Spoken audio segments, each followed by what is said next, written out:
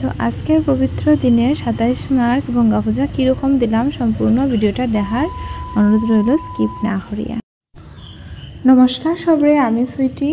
তো নতুন একটা ভিডিওতে সবাই স্বাগত জানাই। আর আজকে এসে বৃহস্পতিবার 27 মার্চ বারুণী নিয়া। তো গঙ্গা মার কীরকম পূজা অর্চনা করলাম। তো আজকে হচ্ছে লক্ষ্মীবার। প্রত্যেক সপ্তাহে যেরকম বৃহস্পতিবারে আমি আলতা নেলপলিশ করি, সাজ সিঙ্গার করিয়া ঠাকুর ঘরে যাই, সেম ওরকমই আজকে আমি সকালে খুব তাড়াতাড়ি উঠেছিলাম। 5টার দিকে উঠে সব বাসি কাজকর্ম শেষ করলাম প্রথমে। তারপরে আমার শাশুড়ি মায় চা বানাইলা, ভাত বানাইলা। তো তাই ওইগুলা করতে করতে আমি স্নান করিয়া ঠাকুর ঘরে আই গেছি। তো নিত্য পূজা শেষ করিয়া ভাবছি গঙ্গা মার এখানে যাইমু ফিশারিতে, কারণ নিজের ঘরে নিত্য পূজা শেষ না করিয়া কোনো দেবদেবীর পূজা অর্চনাই করা যায় না, যেটা শাস্ত্রের মধ্যে।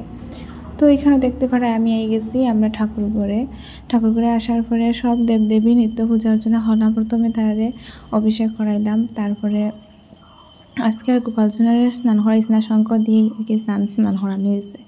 তো এখানে যতজন দেবদেবী আছিল প্রথমে তারা স্নান টান করাইয়া পূজা অর্চনা দিলাম। তারপরে মা লক্ষ্মীর গড়ও বসাইলাম।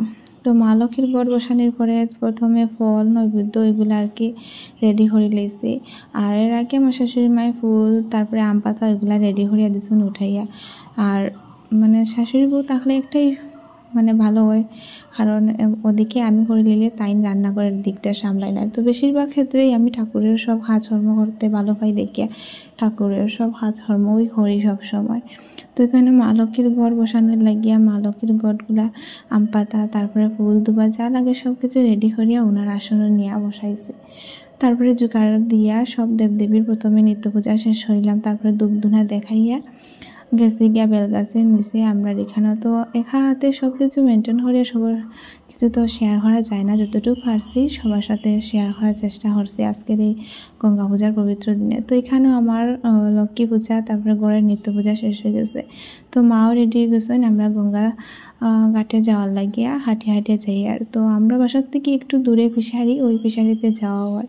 তো সোনারে এর আগের বছর জলে নামানো হয়ে গেছিলো, এই বছর আর তাই গিয়া আমনে মার সঙ্গে গিয়া পূজা অর্চনা দিছে। তো এখানেও আমরা এই বছরের গড় বসাইছি না, মারও তারা ওরা আসছিল। তো যতটুকু পারছি নিয়ম নীতি মানিয়ে আমরা পূজা অর্চনা করছি। এখানে স্নান করিয়া তারপরে গড় বসাইতে লাগে। তো আমরা লাগাবাসার হাকিমুনি এসে তাই গড় বসাইছেন। তো আমরা একসঙ্গে মিলিয়া গড় বসাইয়া সবের আগ পাতা সাজাইয়া যার যারই নিয়ম অনুযায়ী সুন্দর করে মা গঙ্গার পূজা অর্চনা দিলাম।